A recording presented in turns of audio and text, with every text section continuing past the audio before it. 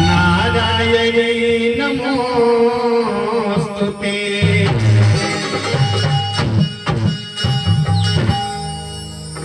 या देवी सर्वभूतेषु शक्तिरूपेण संस्थिता।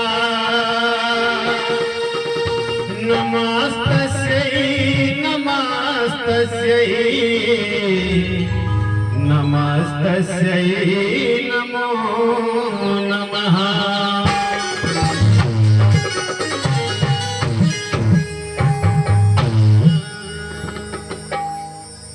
आइए मैया रानी को याद करते हैं, बुलाते हैं कि बाजेला बाजेला बाजेला माई घंटा भवन में बाजेला।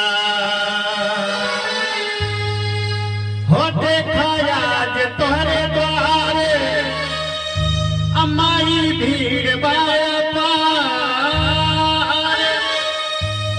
सब मिली भगता नाचेला कि बाजेला बाजेला बाजेला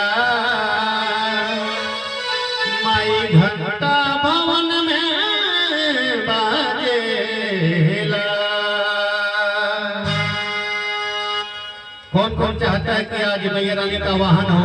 एक बार कि बाजेला बाजेला बाजेला माई घंटा भवन में बाजेला। बाजेला बाजेला बाजेला माई घंटा भवन में बाजेला। देखा आज तोहरे द्वार माई भीड़ बाजा। देखा आज तोहरे द्वार माई भीड़ बाजा। मिली भगता नाचेला। हो देखा आज तोहरे द्वार माई भीड़ बाजा पार। सब मिली भगता नाचेला।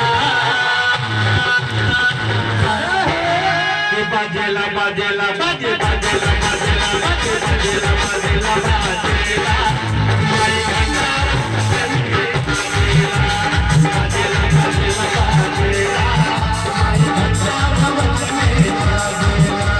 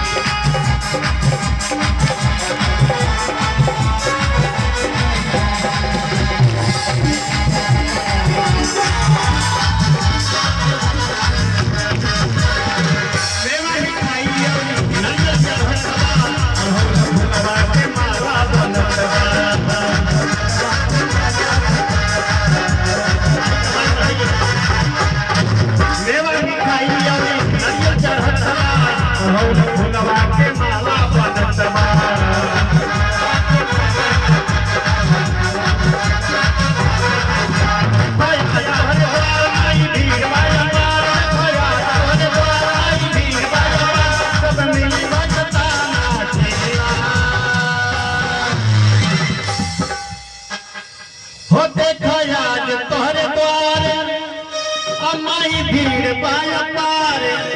सब मिली भगता नाचेला। माई के दरबार में किनको किनको झूमना है? पर दोनों हाथों को उठाएंगे सीधे सीधे लंबे लंबे। भजन भाव हो से होता है क्या?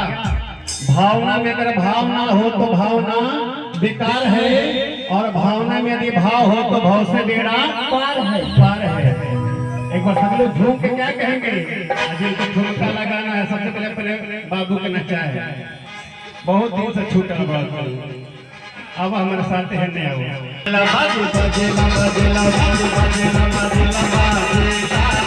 माई घंटा भवन में बाजेला।